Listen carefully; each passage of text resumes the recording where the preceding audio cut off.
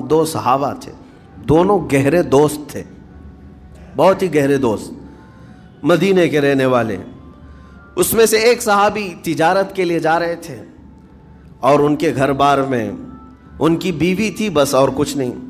تو اپنے دوست سے کہا کہ میں جا رہا ہوں، مجھے آنے میں تاخیر ہو سکتی ہے، میرے گھر پر اگر کبھی سودا سلف لانے کی ضرورت پیش آئی تو میری بیوی کو یہ پہنچا دینا، ساز و سامان۔ یہ کہہ کر کے وہ تجارت پہ چلے گئے۔ جو دوست صحابی تھے، دیکھیں صحابہ کے بہت سارے کام امت کے لیے درس ہیں، قیامت تک آنے والے مسلمانوں کے لیے وہ مشعل راہ ہیں۔ تو وہ جو دوست صحابی تھے سودا سلف لے کر کے گھر جایا کرتے تھے اپنے دوست کی بیوی کو پہنچانے کے لیے۔ ایک دن ایسا ہوا کہ شیطان نے ورغلایا اور سودا سلف سامان لے کر گھر گئے۔ ان کی خاتون باہر آئی دوست کی، انہوں نے اس خاتون کا صرف ہاتھ پکڑ لیا اور وہ عورت چونکہ مدینے کی رہنے والی صحابیہ ہیں، اپنا ہاتھ تو چھڑا لیا لیکن وہ چیخ مار کر رونے لگی کہ جس پر میرے شوہر نے سب سے زیادہ اعتماد کیا، تم تو جگری دوست بھائی کی طرح تھے، ہاتھ کیسے بڑھا دیا؟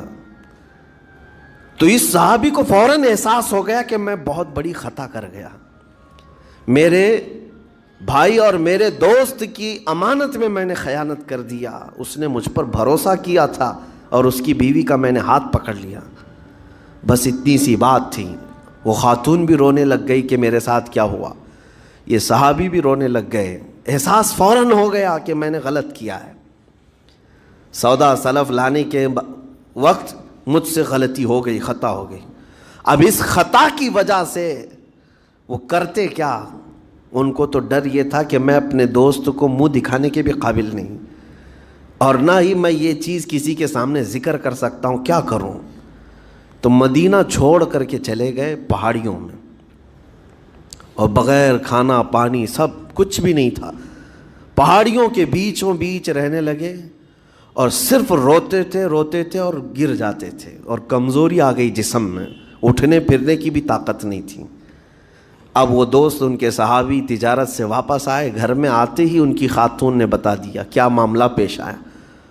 وہ بہت جلال میں آئے اور کہا کہ میرا دل ٹوٹ گیا، آج میری کمر ٹوٹ گئی، جس کے ساتھ ہم نے پوری زندگی بتائی آج اس نے میری عورت کے ساتھ ایسا کیسے کیا؟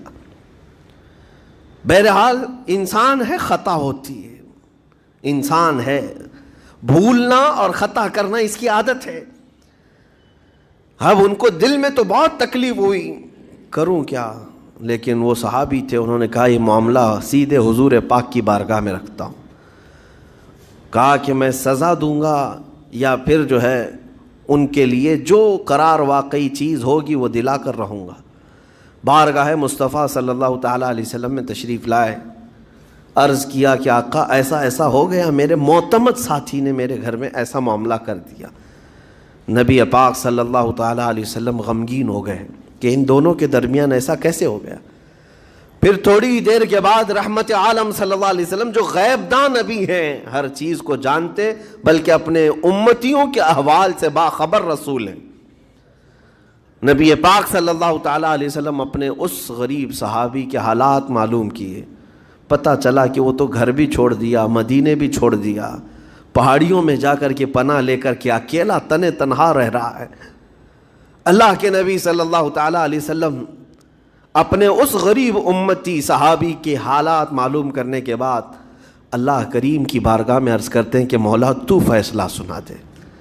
اللہ تعالیٰ نے آیت نازل فرمائی، جو آیت میں نے آج آپ کے سامنے تلاوت کیا۔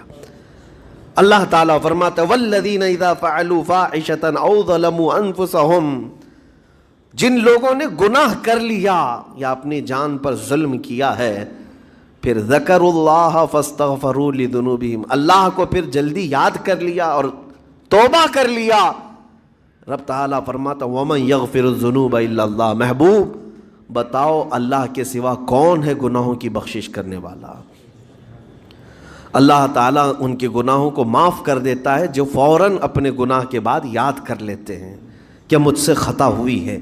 رسول کریم صلی اللہ تعالیٰ علیہ وسلم نے اس صحابی کو بتایا تیرے بھائی سے بھول ہوئی، خطا ہوئی، لیکن رحمان نے اس کی بخشش کا مصداق قرآن میں سنا دیا کہ وہ باز آ گیا اور توبہ کر رہا ہے، لہٰذا تیرے لیے بھی یہ زیب نہیں دیتا کہ تو اب کوئی انتقام لے، تو اپنے دل سے معاف کر۔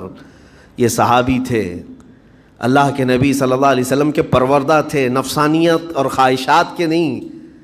یہ فوراً گئے اور اپنے اس جگری دوست کو، اپنے اس بھائی کو ڈھونڈتے ہوئے پہاڑیوں کے بیچوں بیچ جا کر کے دیکھا۔ ان کی حالت بہت خستہ تھی، کمزور ہو گئے تھے، اور روتے روتے اتنا تھک گئے تھے، نہ کھانا ہے نہ پانی ہے، بس یہ کہ ان سے خطا کیا ہوئی تھی، اپنے دوست کی عورت کا ہاتھ پکڑ لیا تھا، بس میرے عزیزو اس سے بڑا نہیں۔ ہاتھ پکڑنے پر ان کو اس قدر احساس تھا کہ مدینہ چھوڑ دیے۔ لوگ یہاں پورے کے پورے گناہ میں ڈوب جاتے ہیں، زنا میں ڈوبتے ہیں، انہیں احساس تک نہیں۔ یہ صحابی گئے، اور جیسے ہی یہ گئے تو وہ ہوش میں آئے اور رونے لگے کہ میرا بھائی آ گیا اور اب شاید یہ انتقام لے گا، بدلہ لے گا، مجھے مار ڈالے گا، کیونکہ میں نے اس کا اعتماد توڑا، اس کا بھروسہ ختم کیا۔ لیکن یہ صحابی گئے اور ان کا ہاتھ پکڑا اور اپنے سینے سے لگایا، کہا کہ تو بھی ابن آدم ہے، میں بھی ابن آدم ہوں، انسان ہے، خطا ہو گئی، لیکن بشارت ہے تجھے کہ اللہ نے قرآن میں محبوب کی بارگاہ میں آیت اتاری، تیری بخشش کا پروانہ اتار دیا۔ وہ اس قدر خوش ہوئے کہ اس صحابی کو تھام لیا اور کہا میں تو مایوس ہو کر پورے گھر بار سب چھوڑ کر کے آیا تھا، لیکن میرا رحمان خدا بندوں کو کبھی چھوڑتا نہیں، کبھی اکیلا ہونے نہیں دیتا، وہ مایوس نہیں کرتا۔ میرے عزیزو، آج ہمارے پاس وقت ہے، جب ٹھوکر کھائیں تو فوراً احساس ہو جائے، جب غلطی ہو جائے۔ غلطیاں کس سے نہیں ہوتی؟ گناہ سب سے ہوتے ہیں، اور اسی لیے میرے آقا صلی اللہ علیہ وسلم ارشاد فرماتے ان بنی آدم خطاؤون وخیر الخطائین التوابون۔ آدم کی ساری اولاد خطا کرتی ہے، یعنی آدمی سب خطا کرتے ہیں، لیکن بہترین خطا کرنے والا وہ ہے جو خطا کرتے ہی توبہ کر لیتا ہے، توبہ کر لیتا ہے۔ کوئی رات تمہاری ایسی نہ ہو کہ بغیر توبہ کے سو جاؤ، کوئی صبح ایسی نہ ہو آپ کی جو اللہ تعالیٰ کی بارگاہ میں استغفار کر کے نہ شروع کرو۔ ہر دن توبہ کرو، ہر دن اللہ کریم کی بارگاہ میں استغفار کرو۔